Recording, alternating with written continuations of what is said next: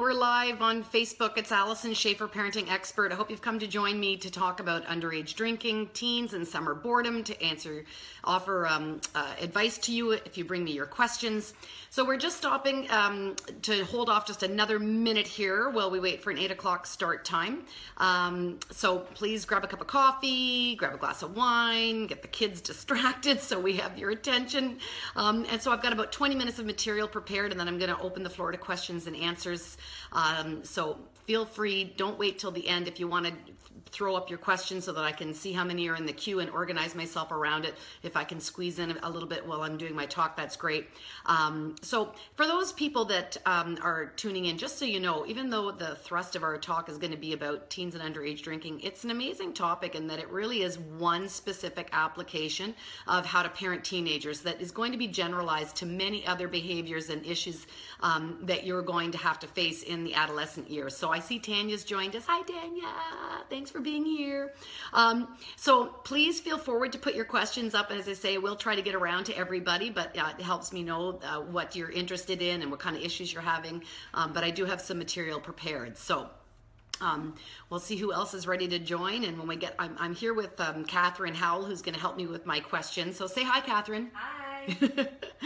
So I find it very hard to actually read the fine print and get through everybody's questions. So I've enlisted Catherine to help shout out questions for me to help with the general flow of our evening here. So thank you, Catherine, for that.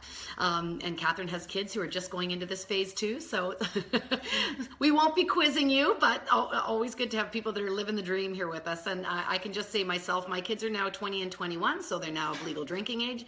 But everything that I talk about is an experience that I've had through my own parenting with my own kids, and things have gone very well for me. So I really want this to be an inspiring talk, actually, if I can just tell you that mostly parents are very nervous and frightened of the adolescent years, and most of the information that they get in the news cycle makes them feel like kids have gone wild and that we don't have any control, and we feel impotent to get them to listen to us and have any say in their lives. And in fact, this is really does not need to be the case, and it really actually isn't the case even when we look at statistics. So when we looked at a study that was done by Health Canada, they looked at 2009 and they asked the question, how many of you have had a drink, a sip of alcohol, that was the way they worded it, a sip of alcohol in the last 12 months. And according to the 2009 numbers, the reports that came in actually showed there was about 53%, so just over the majority of teens had a drink in the last year. They repeated that same research and they asked kids in 2013. And the number has actually dropped, and quite considerably. It's dropped to 41%. So that, from a behavior change point of view, me as being somebody who works in the area of behavior change and therapy, that's a significant change in societal behaviors. So I say that to give us some optimism, to know that what we're doing is making a difference. And what we're doing, partly it's parents are getting more information, teenagers are getting more information, schools are on board with curriculum around this, there's other stakeholders that are nonprofits that are on board with this, and we are changing it. So of course, no amount of underage drinking is okay, but we're certainly pushing the trend in the right way. So I say that to be an optimistic, positive, a little bit of a kickoff here. So the other thing to know is, so we asked the question then, what is it that leads to teen drinking and how can we prevent it? You know, and there are a multitude of factors, but there's three that consistently come up as the big ones. And one comes up as being brain development. We're going to talk just a little bit about that because you have to understand there's some interesting biology that we didn't know about until very recently. The second is peer influence, and of course I think we all kind of know teens and peer pressure, that becomes a big thing. And then the third factor is actually parenting, and interesting, it's actually parenting that is the most significant of those three factors. So again, do not feel like you're powerless. So long as you take this information, you harness it in the right direction, you really can have an impact on the decision your kids are making. So if we just look very quickly at brain development, and I mean, I love this stuff because I actually have a degree in science before I went on to get my master's in counseling, and I could go on for hours about this, but I know it's not everybody's favorite topic, but I will just say that here's one of the differences. We used to think that the reason why teens acted the way teens did is because we just chalked it all up to puberty and hormones. And in fact, that's not the case, that the brain undergoes a major rewiring. So we used to think that all brain development happened in childhood and that we had this brain explosion and then it kind of diminished until adulthood. And now we realize there's a second wave of growth and development. And after that growth and development happens in the pre-adolescent years, then during the 15 to 17, that last little bit of rewiring happens. So literally, it's like you could put a yellow band around a teenager's head and just have it say under construction. Because while it's doing all this neuronal pruning, what we see is that while we're getting cognitive advances, we're very bad at making good decision making. We have decreased ability at impulse control. So this is why you can explain this to your kids, how biology is against them, and that we do not want to add alcohol to that combination of events. And that there's many things that we limit in terms of kids' abilities to make choices based on their age and development. So the same thing is true of driving. That's why you have to be 16 to get your driver's license and why we have staggered licensing. It's the same about having access to a trust fund and when you can have access to money, because we're trying to make sure that you are mentally brain developed mature enough to be able to handle these things. So one of the arguments that parents can make is that we're law-abiding citizens. It's against the law. The law was created for a reason, and we're not going to pick and choose which laws we're going to abide by and not abide by. So we're speaking about family values. So explain this to your kids. This is all part of having that conversation. We'll talk to our kids about how to make a good conversation out of this. And so the second thing is our peers, and it's supposed to be in your teen years. It is developmentally appropriate that they want to be with their friends. They are supposed to be pair bonding. They are supposed to be finding their identity. They're supposed to be finding their people. I mean, we are social creatures and we are socially embedded. And that means that for our own good mental health, we need to have friendships. So if it's driving you crazy that your kids are online all the time or that they want to hang out at the mall with their friends, that is age appropriate. And part of them learning to identify themselves and find out who they are and what groups of people they like to hang around with is something that you need to help process with them. And so we can start having conversations about what does a good friend look like and who brings out your best. And maybe we notice back to them, you hang out with these people, but it seems to me that, whenever you get off your phone, you're all agitated and upset, or that person makes you cry a lot. So we want to just reflect back to them what are qualities of good friendships and try to populate their world. And it may be, if you live in a small town or you've always gone to the same high school or middle school, you may have always been running with the same friends, and maybe it's time to sign up for a different activity or get a part-time job where you meet some people that you wouldn't have had another opportunity to get to know. And I think it's particularly important that as they're trying on their personalities, we're not going to block them from making friends. We'll let them discover themselves, let them make some mistakes about it. But I think it's important that we talk about this idea that friends should never make you do something you don't want to do. And so think about that in a dating context. If you do not feel like kissing a boy, then do not kiss them. And they should not pressure you and make you feel bad and give you a guilt trip. You say no, and they should respect your limit and your boundary. So if you take that same analogy, most kids will say, yeah, I get that. So the same should be with drinking. If they're passing around a bottle in the bush at somebody's cottage, and you have to be able to say, no, I don't want, and if they pressure you, if they are pressuring you to do something that you do not want to do, this is not a friend. That's not what good people do to other people. And for some kids, and you can suggest this to your friends too, there's all kinds of cultures around the world where alcohol is not part of their festivities. That we have this North American myth that is perpetuated in the media that good times only happen with alcohol. And that's not the case at all. That there's all kinds of countries that do not drink, that have all kinds of festivals and happiness and wonderful things going on. It is not a prerequisite. Alcohol does not need to be a main ingredient to a party at all. So, and hi to our new joiners. I'm seeing Carol, another Illyrian friend, and Andrea. So hi guys, thanks for joining. So I think that's a conversation about what do friends look like. Friends do not pressure friends. You should be able to say no and decide for yourself. And also, sometimes it's just easier to be with like-minded people, which means if you find it uncomfortable to go to a party and to say no, you might find that it's just nicer to hang around with people that kind of don't want to party, that maybe you like to hang out with people where their free time is spent doing things more artistically or more athletically or creatively, and find that group of friends if that's going to feel more comfortable for you. So the last piece is the part about parenting. And again, this is the part where I really want to empower parents, in that you really do matter. What you say and what you do and how you go about it is going to make or break the difference on your kids and their choices around underage drinking. Because the truth is, you cannot follow your kids everywhere. It's the summer. You are not going to go to camp with them. They are going to be invited to people's cottages. You're not invited. They're going to be out on their own. So the question becomes, how do we hope the best that they will make good choices when they are not being supervised by you, right? And so how do we go about that? Well, what's interesting, and this, parents have such a hard time believing this, but it comes down to the power of the relationship. That when your children respect you, when there is mutual respect in the relationship and you are close with your kids, because they will look up to you and because they want your confirmation that they are good people and they're on the right path, they do not want to let you down. And so kids will say, when they say, why didn't you drink last night? The answer that teens will tell you is, I didn't want to disappoint my parents. So it's very clear that we make that the expectation, and so that we need to say that. You don't have to say it like, it's good to have the conversation multiple times, and if they're going out, they get it. If you just say, make good choices, they know what you're talking about. But you need to keep restating so that they understand that this is our values, these are our expectations, and also, and I trust you, and I'll share a personal story. I was dropping my daughter off at a birthday party, and there was an understanding that some of the kids were minors, and that the mother had thought that it was okay if she had just allotted a couple of beers for each of the people at the party, but she'd be there supervising.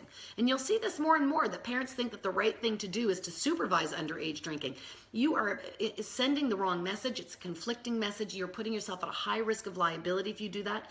So because she asked this question about my daughter and could she drink at this party, I said, no, actually, she does not have permission. She's a minor and I do not let her drink underage. And so I didn't say, get in the car, you're not going to this party. I trusted her. I said, have a good time, and off she went. And when I picked her up, I said, great to see you. I hope you had a great time. I did not ask the mother, did she drink? I did not ask her if she drank. I just went with the expectation. But of course, we talked about it. How else would it go down?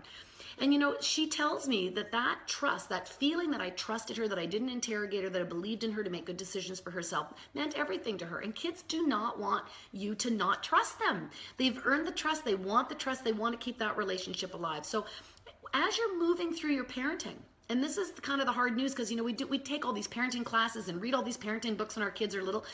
But when our kids are little, the role of a parent is more as a educator, and they will be educated. Well, coats go on the mat, and boots go on, boots go on the mat, coats go on the hook. Put your lunchbox on the counter. They're very educatable when they're little. But as your kids start to move into the adolescent years, they do not want to be educated in the same way. They don't want to know what you know. They want to tell you what they know, right? They've got that big myelinated brain that's really super smart in advance of that neural pruning.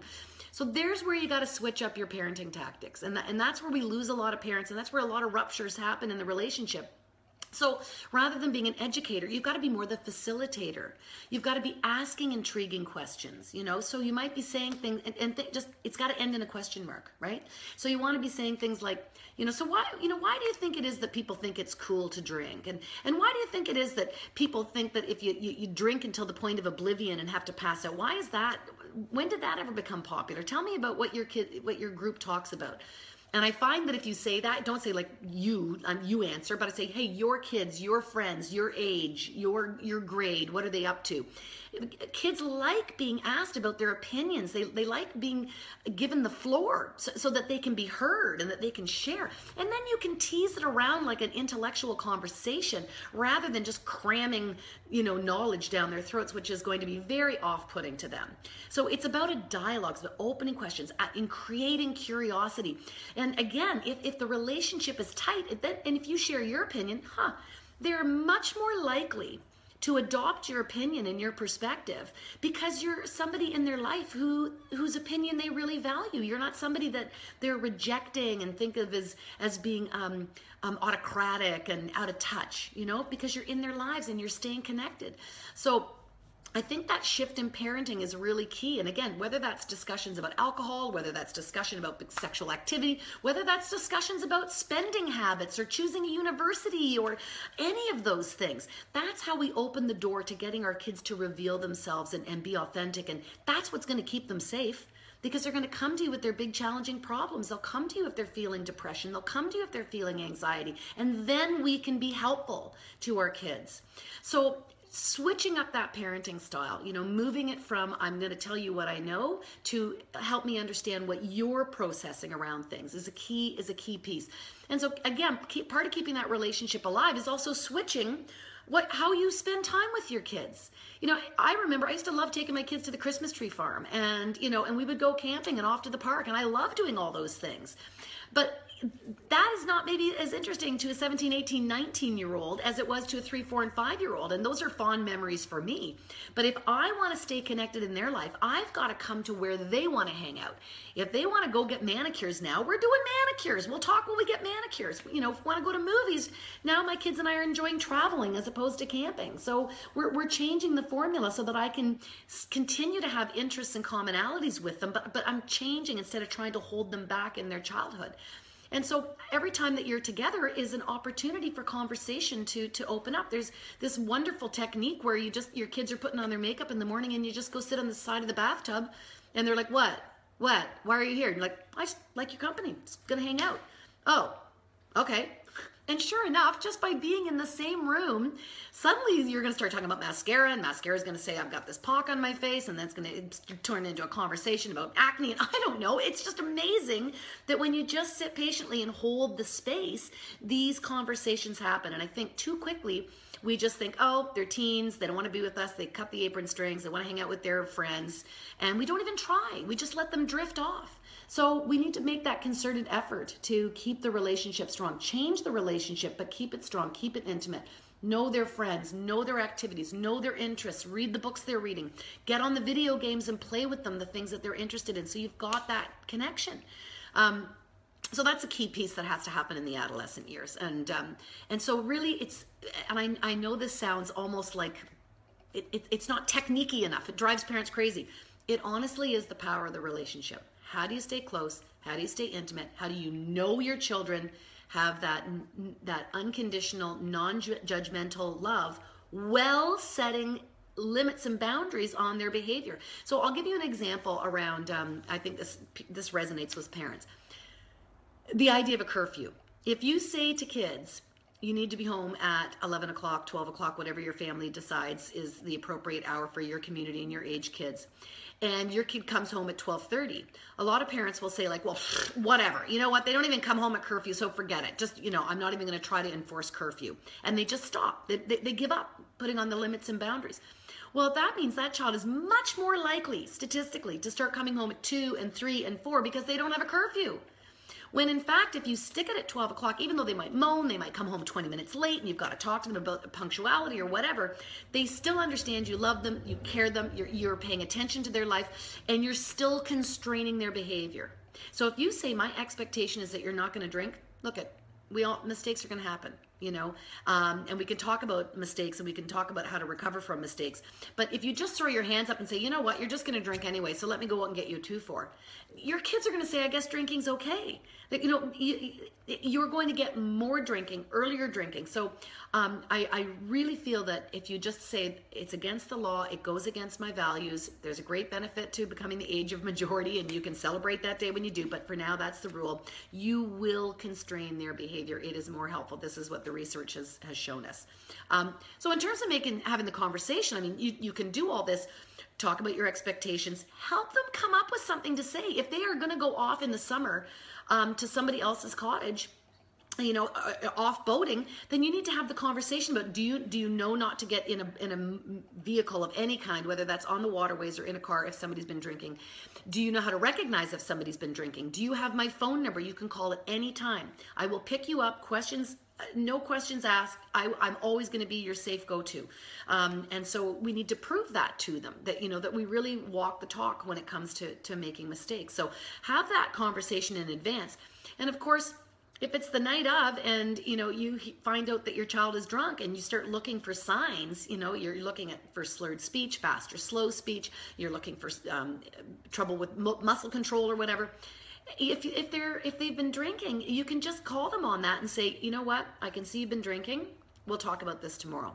You do not have a conversation about alcohol with somebody who's under the influence of alcohol. It's not going to go anywhere. You want to talk to somebody who is sober. So I would just put it off till the next day. And then you can come back and say, hey, so, you know, what was up with the drinking last night? And it's an opportunity to say, where did it go off the rails? And a lot of times kids will say, you know what, I didn't know how to say no. It's very common that they just really don't have like an exit strategy. So sometimes it's helpful to rehearse with your kids, you know, to say, well, what could you say? What would be a comfortable line that you would be okay in saying so that you can save face with your friends and still have a good time? And, you know, so things like, you know what, I have been working out all spring for this event on Saturday and I don't want to wreck it by drinking, you know, or, you know, I'm doing the low carb thing or whatever it might be. I'm on medication. I can't take it with my medication, what, you know, or my parents will kill me. You know, I know parents that FaceTime their kids throughout their parties just to make sure that everything's going fine. And in a sense, it's kind of a nice little, it's like, don't blame me, blame my parents. They keep checking in on me. And I'll tell you, even though they might feel that you're in their business a little bit, the truth is that kids do still perceive your concern for them as being loving, you know, which is really lovely. So I'm just saying, hey, Catherine, I see some more people have joined on here since I started. So, you know, this is the approach to take with drinking, helping those kids have those exit strategies, you know, empowering them so that when they're in the situation, they're not losing face and worrying about peer pressure. So, however, I know I'm hoping that you've been putting up some questions. Catherine, have you been able to read that? I have to come so close now. So I'm hearing Catherine's got a question here. What is the average age of kids starting to drink? You know, I don't know what the average age is in terms of the research that we did. As I said, what we're seeing is that when we're asking 15 to 19-year-olds, it's the minority now. So that it is moving its way up. I can tell you from just, this is, I don't know, anecdotal information for you, but where I found that the kids were the most at risk and for stupidity was in the pre-high school years, because you know, it's still so new and novel, and they're stupid and they don't understand. And again, it's part of alcohol education to be able to say that when somebody says a glass of wine, it's a 5-ounce glass of wine. And when they will think that you can drink vodka, and so long as you have a cup of coffee after that, it's going to undo the effects of the alcohol, and it doesn't. And so it's the excessive drinking and you know, these young bodies that are not accustomed to alcohol, and they're over drinking, and they don't realize that you can black out. They don't understand that you can get alcohol poisoning. You can actually die. You can vomit, and that these are things that you have to do education so that we can keep our kids safe. And so you want to be the parent that is that safe call number, so that they'll say, you know what, so-and-so's not looking well. We need to provide some help for him. And if he needs hospitalization, needs to get his stomach pumped, isn't that better that he gets that help than having a kid, you know, that's left in a ditch and everyone's gone home? You know, I had to go home. It was curfew. I didn't want to get in trouble. It's like health and safety comes before anything else. And so our kids have to really know it's okay, you can call home. So I've been called because people trust me to be calm and collected, and then I've had to call their parents. But at least they've got some adult that they feel has got their back. And I think that's, you know, really super important that we've got that support system for teens. If it's not you, then make sure that they know the phone number, an aunt, an uncle, a coach, somebody who is willing to be that adult in their life.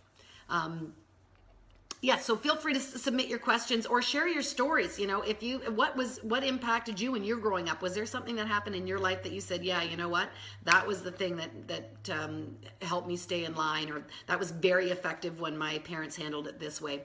Hey, hi Maureen, I see you're online.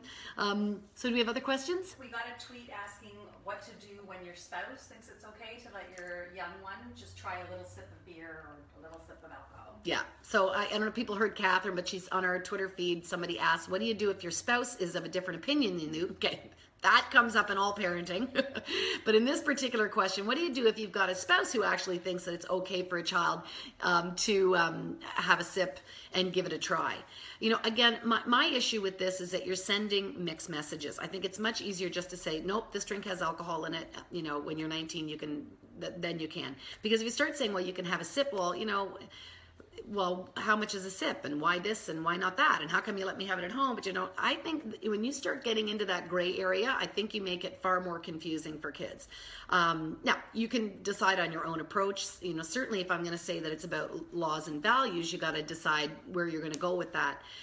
You are allowed to serve a minor in your own home, but you are then responsible. And I just think, you know, interestingly enough, because I always said, no, you're a minor, my kids did not want to drink in front of me, actually. That was kind of weird when they finally could. It was not comfortable. They did not like to think of themselves in that way. So, you know, I think just have the courage to actually hold that value. Now, if you're a spouse and you disagree, you can let kids know that you have different opinions. You can, you know, you don't have to fight in front of your kids. There's no benefit in fighting in front of our kids. We can agree to disagree, but you can have different values from your partner too. And you can say, well, you know, I don't think it's okay to drink, but that's between you and dad.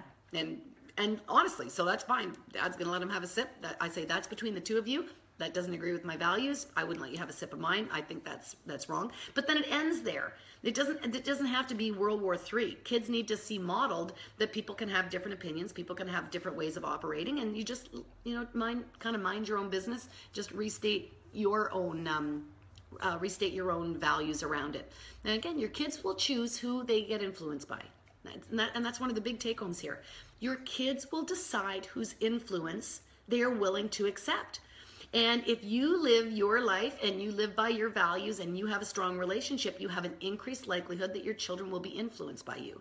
So they may pick dad, they may pick mom, but you know, what we see time and time again is that it's not the Disney dad and the fun parent, it's the respect, it's the person who set boundaries. The kids do see that as love. Even if they moan about it, it makes them feel cared about. You cared enough to set a limit and boundary. You cared enough to say no. They're not going to put language to that, but I promise you that time and time again will come up in the long run for kids as they develop.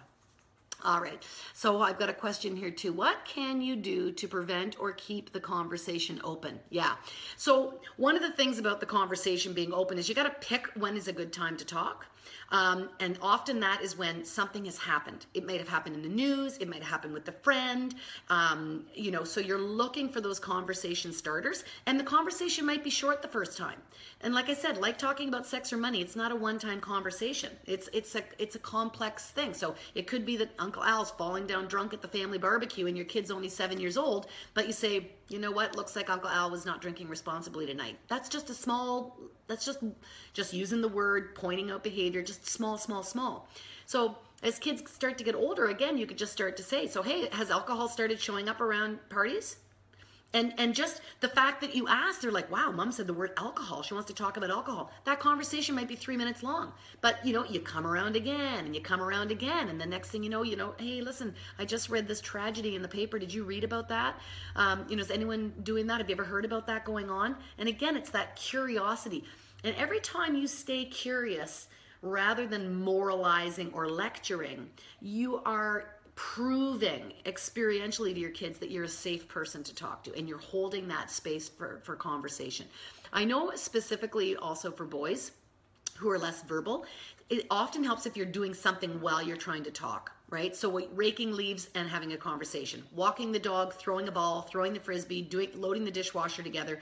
There's something about moving your muscles that literally opens up this part of the brain called the corpus callosum, and it allows information to go between the hemispheres better, and it helps conversation. The sitting down and look at me, not so good, not so good. And so you know that you've really tapped in to a good conversation when they mirror your body language. People do this naturally, but if you see that their body language is open rather than kind of closed like this, then you might start talking about something else. Maybe you're talking about school or their future, their plans for the summer, and you can just feel like you're in that you got a good vibe going, and then you can kind of, meander the topic into something that might be a little bit more contentious, Hi, Marianne, how are you? Blast from the past. Some people, so I've been what, almost 15 years, 20, well, my kids are 20, well over 15 years, and it's just great, different people that I've known over the course of having little kids through to adolescence and launching off to university. It's all great. So do we have any more questions from Twitter? We do. We have a parent who is asking about kids coming home saying that they see their friends are drinking underage at neighbors, other parents are allowing it, and they're getting sort of mixed messages about whether they should or not. Yeah, so, what do you do when your friends are saying, but their family gets to do it, or they, and you're going to get that about everything. They've got a different curfew. They're allowed to go to someone's cottage alone. Like, different families have different rules. And that is true with alcohol. And just because one family says it's okay does not mean our family says that it's okay. And again, I'll tell you something. I've been speaking on this topic now for a while. And when I tell parents about their legal responsibility, and this will come up in the news, where somebody's hosting a party and then one of the kids is under the supervision of the parent, and something happens at that party, that parent is liable legally. I mean, not only is there could be a major financial fine, but it could be criminal. There could be a criminal element to this as well. I mean, I would really hate for a parent to end up doing jail time because something went wrong at a party that they were supervising. And so, to be able to say to your kids, it's who wants to be in that supervisory role of something of illegal activity? No, I'm not willing to participate in that, and I'm not interested in you participating in that. Now, having said that, I say to my kids, you decide for you, in the sense of, I am not going to constrain your going to a party, but I will say my expectation is you won't drink when you're there, and can you manage that? And so if you just say that, hey, I know alcohol is going to show up at that birthday party or that summer camp, or I saw somebody had it in their bag, therefore you can't go, that's going to build all kinds of animosity. You're much better to say, and remember to call home if there's a problem. My expectation is that you're a minor, you won't drink. Is there anything else you need from me? And then you send them on their way. You don't want to be, my God, you'd have a kid who never left home on a weekend. We want them to have a social life. We want them to go and do things. And especially in the summer, this is one of the things I'm trying to get at. Kids will drink because they're bored. They'll drink because they're bored. I'm not saying you have to manage every minute of kids' lives. I think many kids are overscheduled, and I think summer's a great time to actually relax. But if you give them no kind of schedule for the summer, they will fill the void. And in adolescence, because of brain development, they are thrill seekers. The brain wants to take risks. It's wired to take risks. And so you don't want their fun risk activity to be some boneheaded drinking excursion. So we got to plug something else in instead. And so that might be, wakeboarding, or, playing the guitar at a coffee shop in front of an audience at a live mic or something. Find some other thrill, dopamine releasing, exciting kind of experience for them. But left to their own endeavors, I mean, come to my house, I'll give you a part-time job. So find something for those kids to do so that underage drinking doesn't become a boredom buster for them. Yeah, thank you. We've got one more question. We've got to wrap up for we're at 8:30 here, but let me just get in one more. Yeah. If parents say they have alcoholism in their family, and what, if any, time is a good time to discuss that with their kids? Yeah, so if there's alcoholism, when is a good time to talk about it? So again, I think it's one of those early conversations. How you talk about it is going to change and needs to be age appropriate and developmentally appropriate for what kids can understand. But I think it's important that kids do know that runs in the family, the same way that you would talk about cancer running in the family, the same way that you would talk about anxiety or OCD running in the family. And it's not a way to alarm them or shame them, but it's a reason why we say, and that means that there are different risks that we need to be aware of and be smart around when it comes to our relationship with alcohol. And so it does not need to be any more heavy-handed than that. So I think you can absolutely say that to a 7-year-old or an 8-year-old in just a short sentence like that. And of course, again, you're not going to just say it once. They're not, what is alcoholism and why did they drink like that and how long has it been in the family? Those conversations are going to happen more into the preteen, getting into the teen years, and you can share your concern about that.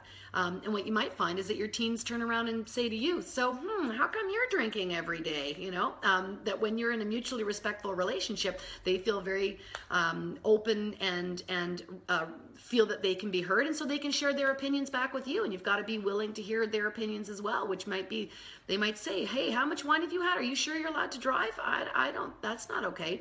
And be thankful that you've got a child. So thank you for speaking up and speaking your opinion. That actually is a sign that you have a good relationship, when a child feels free to say things that could be potentially perceived as negative, actually. That means you've done your good work. So anyways, that's the end of our time here. However, I will just say that this was our live opportunity to share information, chat, and engage, but this does reside on Facebook. So if you want to go back, you want to share the link, if you want to look at this information, if you want to send your spouse over to say, Allison said, this will stay on my site. So thanks everybody for joining me. Good luck. We'll do this again soon. Bye.